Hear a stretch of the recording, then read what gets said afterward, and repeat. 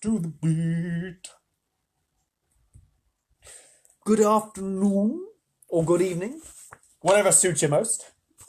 You've come back to continue where we left off into James and the Giant Peach. Yeah?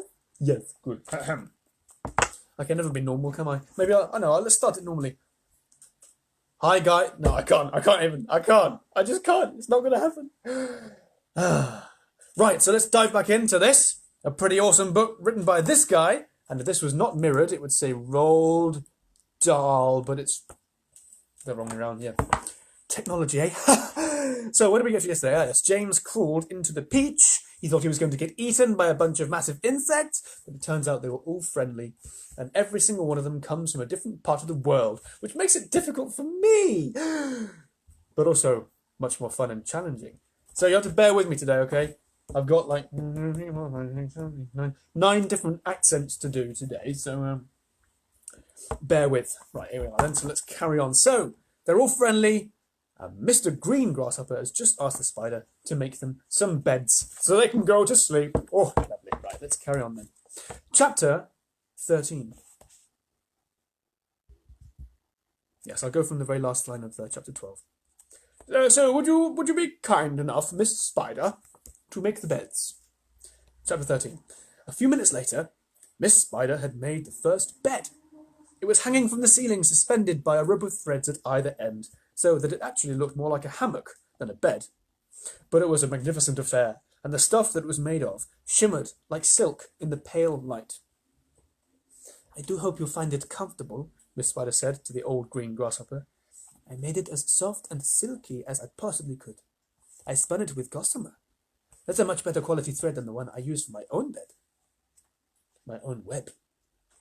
Oh, thank you so much, my dear lady, the old green grasshopper said, climbing into the hammock. That is just what I needed. Oh, good night, everybody. Good night. Good night. Then Miss Spider spun the next hammock, and the ladybird got in. After that, she spun a long one for the centipede, and an even longer one for the earthworm. And how do you like your bed? She said to James when it came to his turn. Hard or soft? I like it soft, thank you very much, James answered. For goodness sake, stop staring round the room and get on with me boots, the centipede said. You and I are never going to get any sleep at this rate.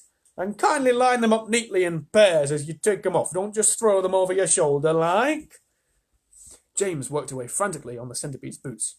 Each one had laces that had to be untied and loosened before it could be pulled off.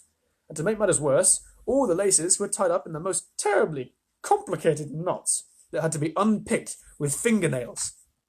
It was just awful. It took about 2 hours. 2 hours? And by the time James had pulled off the last boot of all and had lined them up in a row on the floor, 21 pairs altogether, that's 42 boots, the centipede was fast asleep. Wake up, centipede, whispered James, giving him a gentle dig in the stomach. It's time for bed. Wake up, it's time for bed. Oh, thank you, my dear child, the centipede said, opening his eyes. Then he got down off the sofa and ambled across the room and crawled into his hammock. James got into his own hammock. Oh no, how soft and comfortable it was, compared with the hard, bare boards of his aunt's that his aunts had always made him sleep on at home. Lights out, said the centipede drowsily. Nothing happened. Turn the light out, he called, raising his voice. James glanced around the room, wondering which of the others he might be talking to, but they were all asleep. The old green grasshopper was snoring loudly through the nose. The ladybird was making whistling noises as she breathed. And the earthworm was coiled up like a spring at one end of his hammock, wheezing and blowing through his open mouth. As for Miss Spider, she had made a lovely web for herself across one corner of the room, and James could see her crouching right in the very centre of it, mumbling softly in her dreams. I am a little spider, Jordan's back. Anyway. I said turn the light out, shouted the centipede angrily. Are you talking to me? James asked him. Of course I'm not talking to you, you ass. Nay, That crazy glowworm's gone to sleep with a light on. For the first time since entering the room, James glanced up at the ceiling, and there he saw a most extraordinary sight. Something that looked like a gigantic fly without wings, it was at least 3 feet long, was standing upside down, its legs in the middle of the ceiling, and at the tail end of this creature seemed to be literally on fire. A brilliant greenish light, as bright as the brightest electric bulb, was shining out of its tail and lighting up the whole room. "Oh, is that a glowworm?" asked James, staring at the light. "It doesn't look like a worm of any sort to me." "Of course it's a glowworm," the centipede answered. "At least that's what she calls herself. Actually, you are quite right. She isn't really a worm. That's all. Glowworms are never worms." "Is there a picture?" "No. They're simply lady fireflies without wings." "Wake up, you lazy beast!" "There you are, look." Smiley. But the glowworm didn't stir, so the centipede reached out of his hammock and picked up one of his boots from the floor. "Put out that wretched light!" he shouted, hurling the boot up at the ceiling. The glowworm slowly opened one eye and stared at the centipede. "There's no need to be rude," she said coldly. "All in good time." Here we go. There's James. James in his hammock.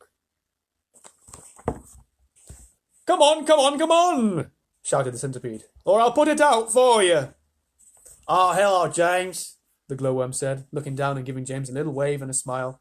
"I didn't see you coming. Welcome, my dear boy, welcome, and good night." Then click. Out went the light. James Henry Trotter lay there in the darkness with his eyes wide open, listening to the strange sleeping noises that the creatures were making all around him, and wondering what on earth was going to happen to him in the morning.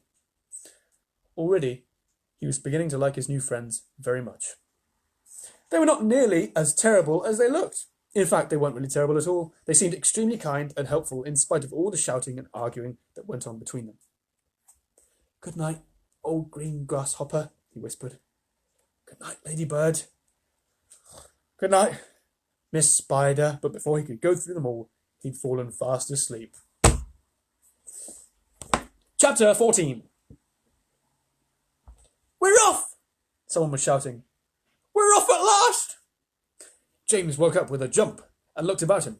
The creatures were all out of their hammocks and moving excitedly around the room. Suddenly the floor gave a great heave, as though an earthquake were taking place. "Here we go!" shouted the old green grasshopper, hopping up and down with excitement. "Hold on tight!" "What's happening?" cried James, leaping out of his hammock. "What's going on?" The ladybird, who was obviously a kind and gentle creature, came over and stood beside him. "In case you don't know it," she said, "we're about to depart forever from the top of this ghastly hill that we've all been living on for so long. We're about to roll away inside this great big beautiful peach to a land of what?" asked James. "Oh, never you mind," said the ladybird. "But nothing could be worse than this desolate hilltop and those 2 repulsive aunts of yours." "Hear, hear!" they all shouted. "Hear, hear!" "You may not have noticed it," the ladybird went on, "but the whole garden, even before it reaches the steep edge of the hill, happens to be on a steep slope. And therefore the only thing that's been stopping this peach from rolling away right from the beginning is a thick stem attaching it to the tree. Break the stem and off we go." "Watch it!" cried Miss Spider as the room gave another violent lurch. "Here we go!" Not quite.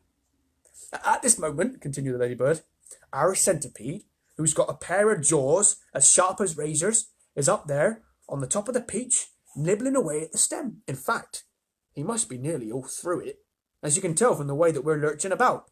But would you like me to take you under my wing, so that you won't fall over when we start rolling?" "That's very kind of you," said James. "But I think I'll be all right." Just then, the centipede stuck his grinning face through a hole in the ceiling and shouted, "I've done it! We're off!" Here we go. "We're off!" cried the others. "We're off!" "The journey begins!" shouted the centipede. "And who knows where it'll end?" muttered the earthworm. "If you have anything to do with it, it can only mean trouble." "Nonsense," said the ladybird. We're now about to visit the most marvellous places and see the most wonderful things. Isn't that so, Centipede? Oh, there's no knowing what... Oh, hang on, he's not Welsh, is he? He's Northern. There's no knowing what we shall see, cried the Centipede. We may see a creature with 49 heads, who lives in the desolate snow, and whether he catches a cold, which he dreads, he's 49 noses to blow. We may see the venomous pink-spotted scrunch, who can chew up a man with one bite. It likes to eat 5 of them roasted for lunch, and 18 for its supper at night. We may see a dragon, and nobody knows that we won't see a unicorn there. We may see a terrible monster with toes growing out of the tufts of his hair. We may see the sweet little bitty bright hen, so playful, so kind, and well-bred, and such beautiful eggs. You just boil them, and then they explode, and they blow off your head. A new rhinoceros surely you'll see, and that enormous, horrible gnat, whose sting, when it stings you, goes in at the knee, and comes out through the top of your hat. We may even get lost, and be frozen by frost. We may die in an earthquake or tremor. Or nastier still, we may even be tossed on the horns of a furious dilemma. What have I not done? Oh, I think I've done them all. Oh, yes. But who cares? Let's go from this horrible hill. Let's roll, let us bowl, let us plunge. Let's go rolling and bowling and spinning until we're away from old Spiker and Sponge. Whew. 1 second later, slowly, insidiously, oh, most gently, the great Peach started to lean forward and steal into motion. The whole room began to tilt over, and all the furniture went sliding across the floor and crashed into the far wall. So did James, and the ladybird, and the old green grasshopper, and Miss Spider, and the earthworm, and also the centipede, who had just come slithering quickly down the wall. Chapter 15. Outside in the garden, at that very moment, Aunt Sponge and Aunt Spiker had just taken their places at the front gate, each with a bunch of tickets in her hand, and the first stream of early morning sightseers was visible in the distance, climbing up the hill to view the Peach. "We shall make a fortune today," Aunt Spiker was saying. "Just look at all those people. I wonder what became of that horrible little boy of ours last night," Aunt Sponge said. "He never did come back in, did he?" "He probably fell down in the dark and broke his leg," Aunt Spiker said. "Or his neck, maybe," Aunt Sponge said, hopefully. "Just wait till I get my hands on him," Aunt Spiker said, waving her cane. "He'll never want to stay out again all night by the time I've finished with him. Good gracious me! Well, what's that awful noise?" Both women swung round to look. The noise, of course, had been caused by the giant Peach crashing through the fence that surrounded it, and now, gathering speed every second, it came rolling across the garden towards the place where Aunt Sponge and Aunt Spiker were standing.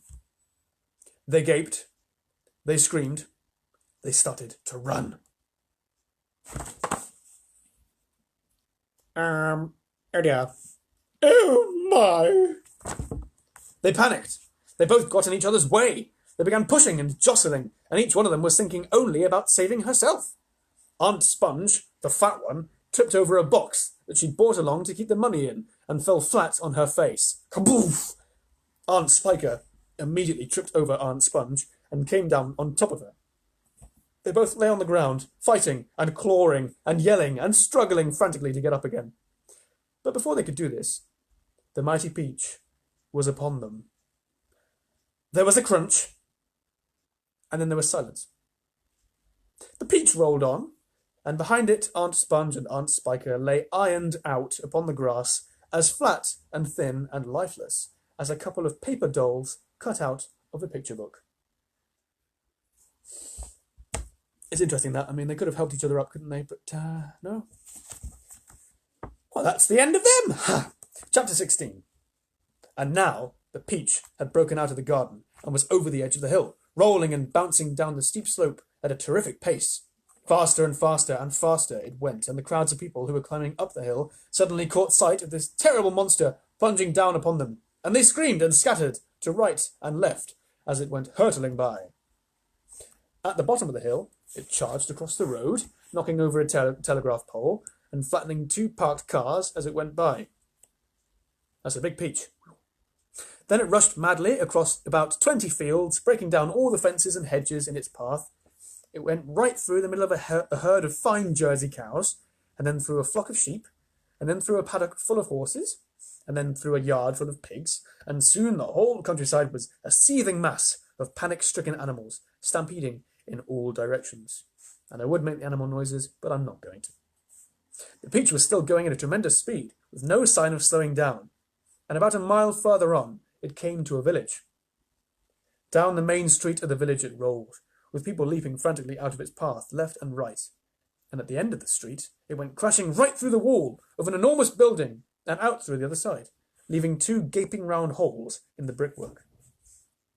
This building happened to be a famous factory where they made chocolate, and almost at once a great river of warm, melted chocolate came pouring out of the holes in the factory wall. Interesting. I wonder if it was... No, it wouldn't have been. A minute later, this brown sticky mess was flowing through every street in the village, oozing under the doors of houses and into people's shops and gardens. Children were wading in it up to their knees, and some were even trying to swim in it, and all of them were sucking it into their mouths in great greedy gulps and shrieking with joy. Oh, look, there goes Augustus Gloop! But the Peach rushed on across the countryside, on and on and on, leaving a trail of destruction in its wake.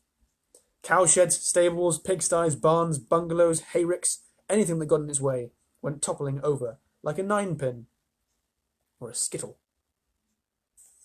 An old man sitting quietly beside a stream had his fishing rod whisked out of his hand as it went dashing by, and a woman called Daisy Entwhistle was standing so close to it as it passed that she had the skin taken off the tip of her long nose. Would it ever stop?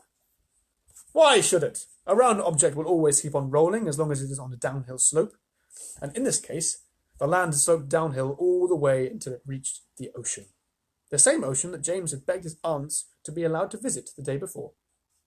Well, perhaps he was going to visit it now. The Peach was rushing closer and closer to it every second, and closer also to the towering white cliffs that came first. I wonder. Doesn't say where it is. These cliffs are the most famous in the whole of England, and they are hundreds of feet high. Below them the sea is deep and cold and hungry. Many ships have been swallowed up and lost forever on this part of the coast, and all the men who were in them as well. The Peach was now only 100 yards away from the cliff, now 50, now 20, now 10, now 5, and when it reached the edge of the cliff, it seemed to leap up into the sky and hang there, suspended for a few seconds, still turning over and over in the air. Then it began to fall. Down.